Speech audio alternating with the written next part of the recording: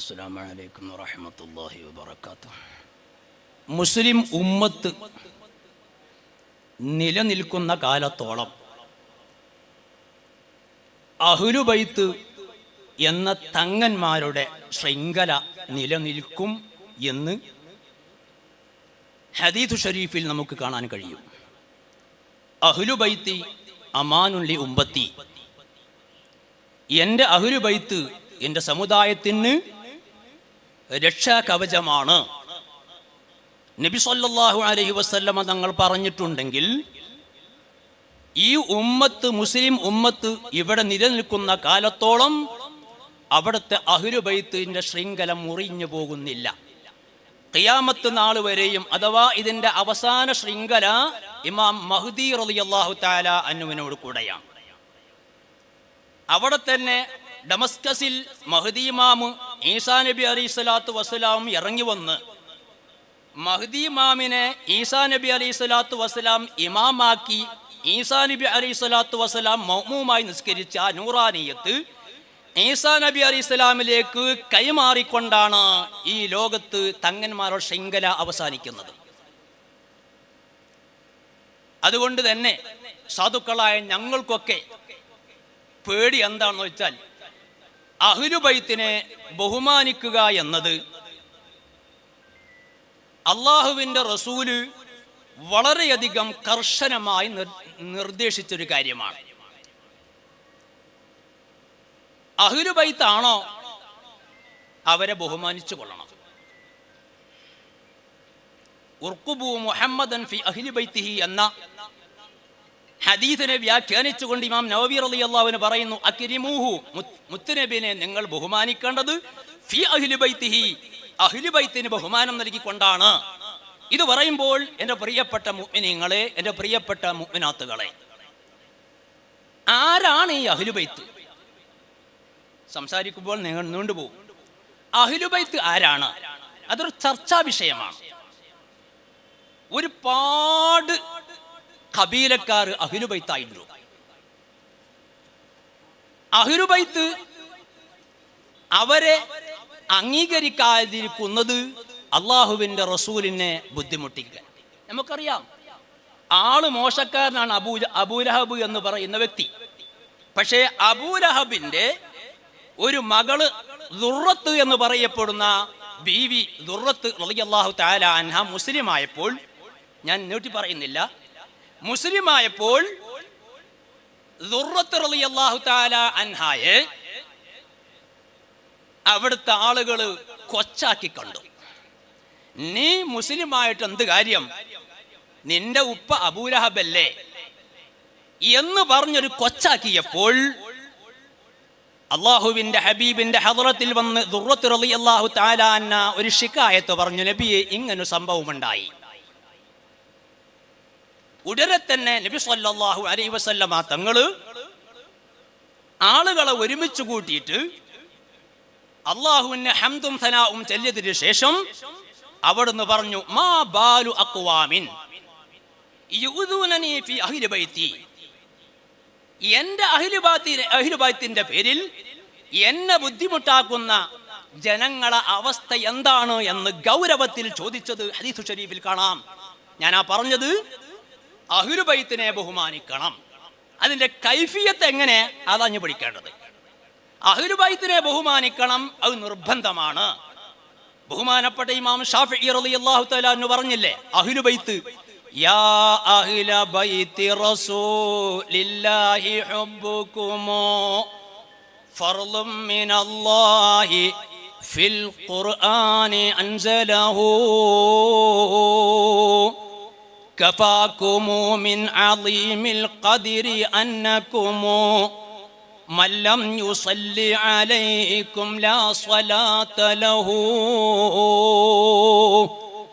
കോടാനക്കോടി ജനങ്ങൾ നിസ്കാരം നിർവഹിക്കുന്നുണ്ട്. ആ നിസ്കാരത്തിൽ അള്ളാഹുവിൻ്റെ ഹബീബിൻ്റെ ആലിൻ്റെ മേൽ സ്വലാത്ത് ചൊല്ലാതിരുന്നാൽ, അവസാനത്തെ അത്തഹിയാത്തിൽ ആലിൻ്റെ മേൽ സ്വലാത്ത് ചൊല്ലൽ വാജിബാണ് എന്നൊരഭിപ്രായമുണ്ട്. അങ്ങനെയാണെങ്കിൽ നിസ്കാരം തന്നെ ഇല്ല. ആലിന്റെ മേൽ സ്വലാത്ത് ചൊല്ലാഞ്ഞാൽ, ഇനി അങ്ങനെയല്ല അത് സുന്നത്താണ് എന്ന് വെച്ചാൽ തന്നെ അവന്റെ നിസ്കാരം കാമിലല്ല, പരിപൂർണമല്ല. അത് ഒഴിവാക്കിയാൽ സഹുവിന്റെ സുജൂദ് വരെ ചെയ്യണം. ഇത് തന്നെ കഫാകുമു ബിഅമിൻ അളീമിൽ ഖദിരി അന്നകുമു മല്ലം യുസല്ലി അലൈഹിം ലാ സ്വലാത ലഹും എന്ന് പറഞ്ഞാൽ അള്ളാഹുവിന്റെ ഹബീബിന്റെ ആല് ലോകത്തുണ്ട് എന്നും അവരെ ബഹുമാനിക്കലും നിർബന്ധമാണോ എന്നും നമുക്ക് മനസ്സിലായി. എങ്കിൽ ഈ ആല് ആരാണ്? ചർച്ചാ വിഷയമാണ്. ആല് ആരാണെന്ന ചർച്ചാ വിഷയമാണ്. ഞാൻ ചുരുക്കി 1-2 വിഷയങ്ങൾ പറയട്ടെ. ബഹുമാനപ്പെട്ട യസീദ് ഇബ്നു ഹയ്യാൻ റളിയല്ലാഹു തആല താബിഈങ്ങളിൽ പ്രമുഖനാണ്. ബഹുമാനപ്പെട്ടവരും ഹുസൈൻ ബിൻ സബ്റ റളിയല്ലാഹു തആല അൻഹും അംർ ബിൻ മുസ്ലിം റളിയല്ലാഹു തആല അൻഹും 3 ആളും താബിഈങ്ങളിൽപ്പെട്ടവരാണ്. അവര് സയ്യിദ് ബിൻ അർഖം റളിയല്ലാഹു തആല അൻഹുവിന്റെ ഹദ്റത്തിലേക്ക് ഒരു ഇൽമ പഠിക്കാൻ വേണ്ടി ചെന്നു. ബഹുമാനപ്പെട്ടവർ ഒരു അഭിപ്രായം അനുസരിച്ച് 556 വഫാത്താകുന്നത്. സയ്യിദ് ബിൻ അർഖം റളിയല്ലാഹു അൻഹു കൂഫയിൽ വെച്ചിട്ട് 56 ഒരു റിപ്പോർട്ട് അനുസരിച്ച് മഹാനവർ വഫാത്താകുന്നത്. അപ്പൊ 56 വഫാത്തായ സയ്യിദ് ബിൻ അർഖം റളിയല്ലാഹു തആല അൻഹുവിനെ കാണുവാനും അവരിൽ നിന്നിട്ട് ഒരു ഹദീസ് സ്വീകരിക്കുവാനും വേണ്ടിയിട്ട് താബിഈങ്ങളിൽ പ്രമുഖനായിരിക്കുന്ന യസീദ് ഇബ്നു ഹയ്യാൻ റളിയല്ലാഹു അൻഹു അടക്കമുള്ളവർ ചെന്നപ്പോൾ ബഹുമാനപ്പെട്ടവർ ഹദ്റത്തിൽ ചെന്നു. ഫജലസ്നാ ഇലൈഹി, ഞങ്ങൾ സയ്യിദ് റളിയല്ലാഹു അൻഹുവിന്റെ ഹദ്റത്തിൽ ഇരുന്നു. ഖാല ലഹു ഹുസൈനുൻ, ഞങ്ങളൊപ്പമുള്ള ഹുസൈൻ റളിയല്ലാഹു തആല അൻഹു താബിഈങ്ങളിൽപ്പെട്ട മഹാനാണ്.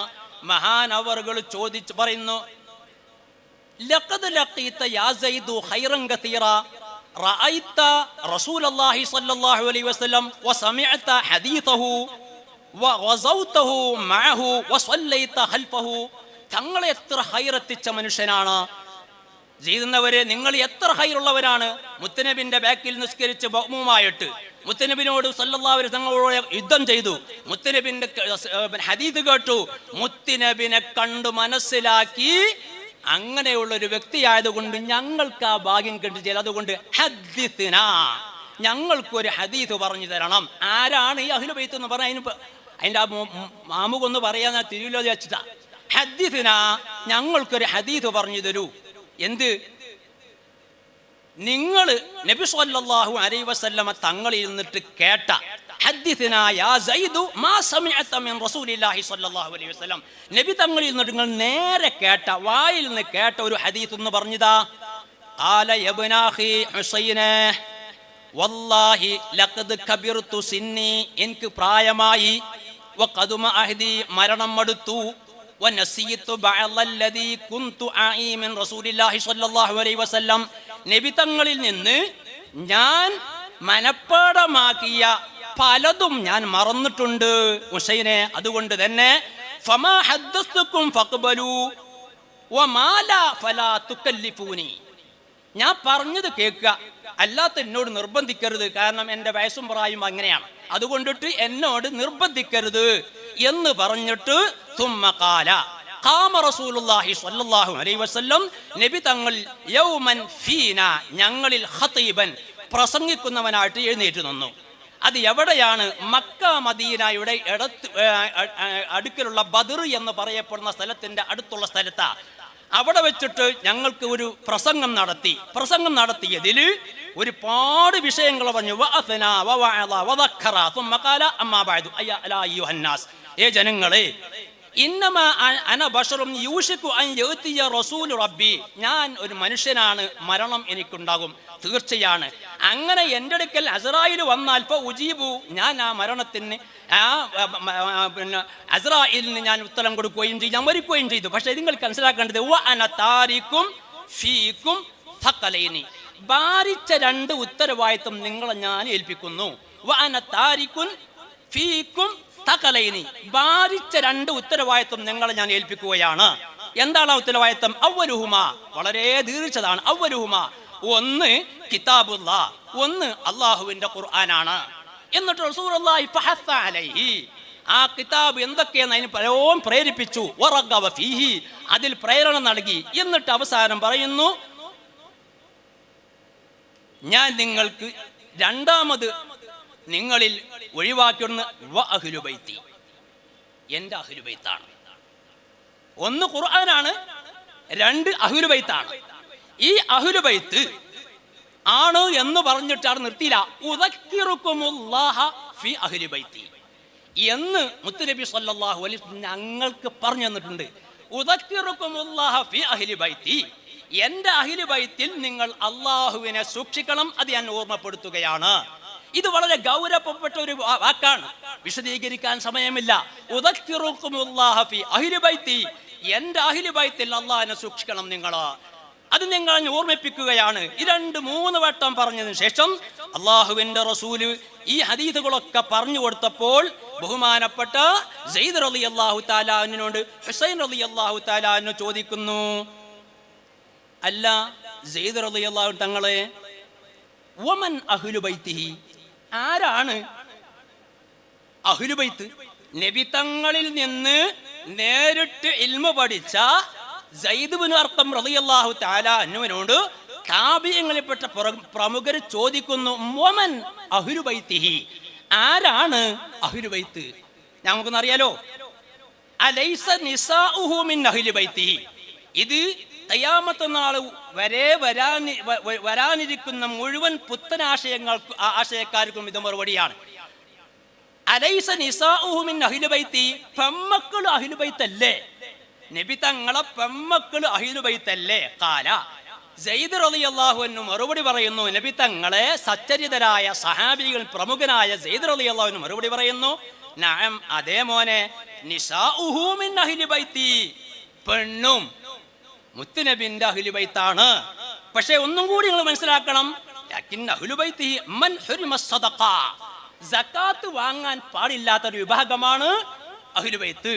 അപ്പോൾ സയ്യിദ് റളിയല്ലാഹു തആല അൻഹുവിനോട് ബഹുമാനപ്പെട്ടവർ ചോദിക്കുന്നു, ഹുസൈൻ റളിയല്ലാഹു അൻഹു പറയുന്നു, ആരാണ് വമൻ ഹും, ആരാണ് സകാത്ത് വാങ്ങാൻ പറ്റാത്ത ആളുകള്?